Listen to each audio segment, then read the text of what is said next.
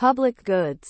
Even though new technology creates positive externalities so that perhaps 1/3 or 1/2 of the social benefit of new inventions spills over to others, the inventor still receives some private return. What about a situation where the positive externalities are so extensive that private firms could not expect to receive any of the social benefit? This kind of good is called a public good. Spending on national defense is a good example of a public good.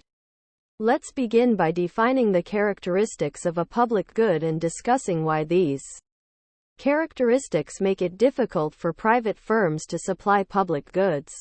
Then we will see how government may step in to address the issue. The definition of a public good. Economists have a strict definition of a public good, and it does not necessarily include all goods financed through taxes. To understand the defining characteristics of a public good, first consider an ordinary private good, like a piece of pizza. A piece of pizza can be bought and sold fairly easily because it is a separate and identifiable item. However, public goods are not separate and identifiable in this way. Instead, public goods have two defining characteristics. They are non-excludable and non-rivalrous. The first characteristic, that a public good is non-excludable, means that it is costly or impossible to exclude someone from using the good. If Larry buys a private good like a piece of pizza, then he can exclude others, like Lorna, from eating that pizza. However, if national defense is being provided, then it includes everyone. Even if you strongly disagree with America's defense policies or with the level of defense spending, the national defense still protects you. You cannot choose to be unprotected. And national defense cannot protect everyone else and exclude you. The second main characteristic of a public good, that it is non-rivalrous, means that when one person uses the public good, another can also use it. With a private good like pizza, if Max is eating the pizza, then Michelle cannot also eat it. That is, the two people are rivals in consumption. With a public good like national defense, Max's consumption of national defense does not reduce the amount left for Michelle. So they are non-rivalrous in this area. A number of government services are examples of public goods. For instance, it would not be easy to provide fire and police service so that some people in a neighborhood would be protected from the burning and burglary of their property, while others would not be protected at all. Protecting some necessarily means protecting others, too. Positive externalities and public goods are closely related concepts. Public goods have positive externalities, like police protection or public health funding. Not all goods and services with positive externalities, however, are public goods. Investments in education have huge positive spillovers but can be provided by a private company. Private companies can invest in new inventions such as the Apple iPad and reap profits that may not capture all of the social benefits. Patents can also be described as an attempt to make new inventions into private goods, which are excludable and rivalrous, so that no one but the inventor is allowed to use them during the length of the patent. The free rider problem of public goods. Private companies find it difficult to produce public goods. If a good or service is non-excludable, like national defense, so that it is impossible or very costly to exclude people from using this good or service, then how can a firm charge people for it? When individuals make decisions about buying a public good, a free rider problem can arise, in which people have an incentive to let others pay for the public good and then to free ride on the purchases of others. The free rider problem can be expressed in terms of the prisoner's dilemma game, which is discussed as a representation of oligopoly in, say that two people are thinking about contributing to a public good. Rachel and Samuel. When either of them contributes to a public good, such as a local fire department, their personal cost of doing so is $4 and the social benefit of that person's contribution is $6. because society's benefit of $6 is greater than the cost of $4. The investment is a good idea for society as a whole. The problem is that, while Rachel and Samuel pay for the entire cost of their contribution to the public good, they receive only half of the benefit, because the benefit of the public good is divided equally among the members of society. This sets up the prisoner's dilemma illustrated in Table 1. If neither Rachel nor Samuel contributes to the public good, then there are no costs and no benefits of the public good. Suppose, however, that only Rachel contributes, while Samuel does not. Rachel incurs a cost of $4, but receives only $3 of benefit, half of the total $6 of benefit to society, while Samuel incurs no cost, and yet he also receives $3 of benefit. In this outcome, Rachel actually loses $1 while Samuel gains $3. A similar outcome, albeit with roles reversed, would occur if Samuel had contributed, but Rachel had not. Finally, if both parties contribute, then each incurs a cost of $4 and each receives $6 of benefit, half of the total $12 benefit to society. There is a dilemma with the prisoner's dilemma, though. See the Work It Out feature. The role of government in paying for public goods. The key insight in paying for public goods is to find a way of assuring that everyone will make a contribution and to prevent free riders. For example, if people come together through the political process and agree to pay taxes and make group decisions about the quantity of public goods, they can defeat the free rider problem by requiring, through the law, that everyone contributes. However, government spending and taxes are not the only way to provide public goods. In some cases, markets can produce public goods. For example, think about radio. It is non-excludable, since once the radio signal is being broadcast, it would be very difficult to stop someone from receiving it. It is non-rivalrous, since one person listening to the signal does not prevent others from listening as well. Because of these features, it is practically impossible to charge listeners directly for listening to conventional radio broadcasts. Radio has found a way to collect revenue by selling advertising, which is an indirect way of charging listeners by taking up some of their time. Ultimately, consumers who purchase the goods advertised are also paying for the radio service, since the cost of advertising is built into the product cost.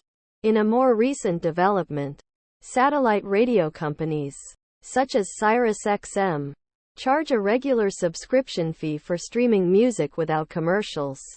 In this case, however, the product is excludable. Only those who pay for the subscription will receive the broadcast. Some public goods will also have a mixture of public provision at no charge along with fees for some purposes, like a public city park that is free to use, but the government charges a fee for parking your car, for reserving certain picnic grounds, and for food sold at a refreshment stand. In other cases, social pressures and personal appeals can be used, rather than the force of law, to reduce the number of free riders and to collect resources for the public good. For example, neighbors sometimes form an association to carry out beautification projects or to patrol their area after dark to discourage crime. In low-income countries, where social pressure strongly encourages all farmers to participate, farmers in a region may come together to work on a large irrigation project that will benefit all. Many fundraising efforts, including raising money for local charities and for the endowments of colleges and universities, also can be viewed as an attempt to use social pressure to discourage free riding and to generate the outcome that will produce a public benefit. Common resources and the tragedy of the commons. There are some goods that do not fall neatly into the categories of private good or public good. While it is easy to classify a pizza as a private good and a city park as a public good, what about an item that is non-excludable and rivalrous, such as the Queen conch?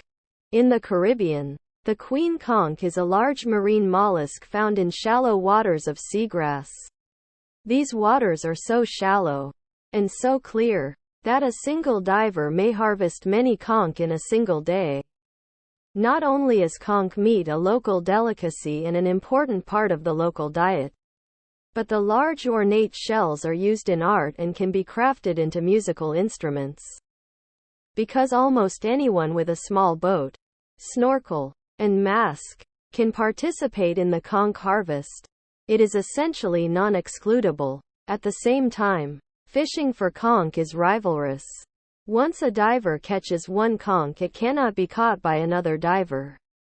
Goods that are non-excludable and rivalrous are called common resources, because the waters of the Caribbean are open to all conch fishermen, and because any conch that you catch is conch that I cannot catch.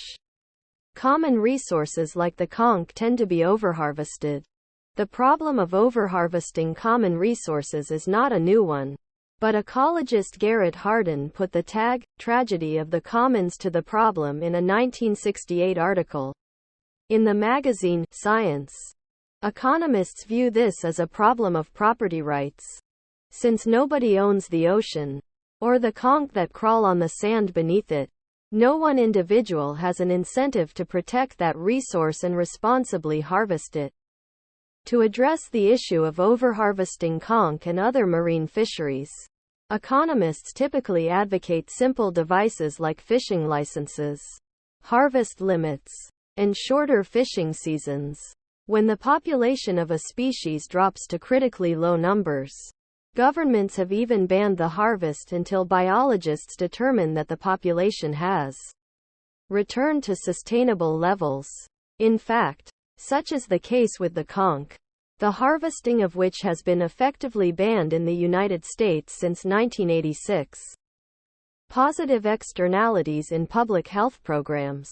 One of the most remarkable changes in the standard of living in the last several centuries is that people are living longer. Thousands of years ago, human life expectancy is believed to have been in the range of 20 to 30 years. By 1900, average life expectancy in the United States was 47 years. By 2015, life expectancy is 79 years. Most of the gains in life expectancy in the history of the human race happened in the 20th century. The rise in life expectancy seems to stem from three primary factors. First, systems for providing clean water and disposing of human waste help to prevent the transmission of many diseases. Second, changes in public behavior have advanced health. Early in the 20th century, for example, people learned the importance of boiling bottles before using them for food storage and baby's milk, washing their hands, and protecting food from flies. More recent behavioral changes include reducing the number of people who smoke tobacco and precautions to limit sexually transmitted diseases. Third, medicine has played a large role. Immunizations for diphtheria, cholera, pertussis, tuberculosis, tetanus, and yellow fever were developed between 1890 and 1930. Penicillin, discovered in 1941, led to a series of other antibiotic drugs for bringing infectious diseases under control. In recent decades, drugs that reduce the risks of high blood pressure have had a dramatic effect in extending lives.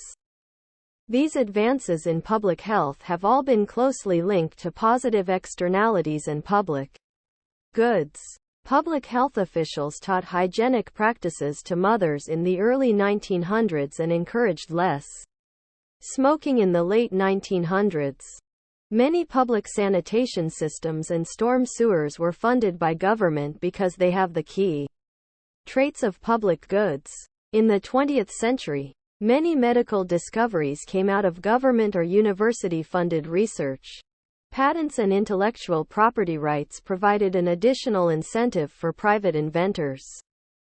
The reason for requiring immunizations, phrased in economic terms, is that it prevents spillovers of illness to others as well as helping the person immunized. The benefits of Voyager I live on. While we applaud the technology spillovers of NASA's space projects, we should also acknowledge that those benefits are not shared equally.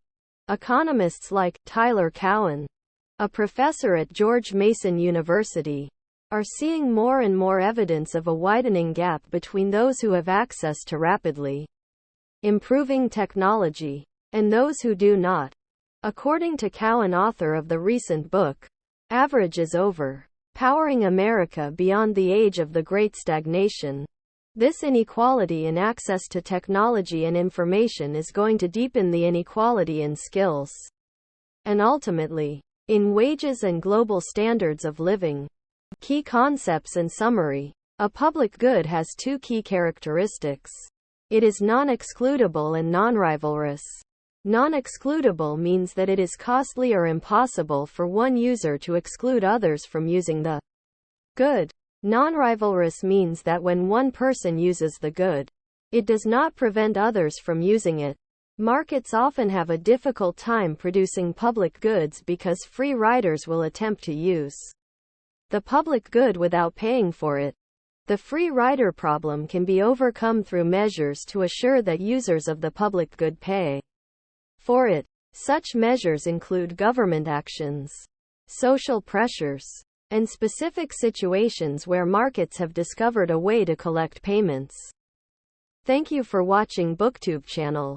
Make sure to smash the like and subscribe buttons to receive notifications about new contents.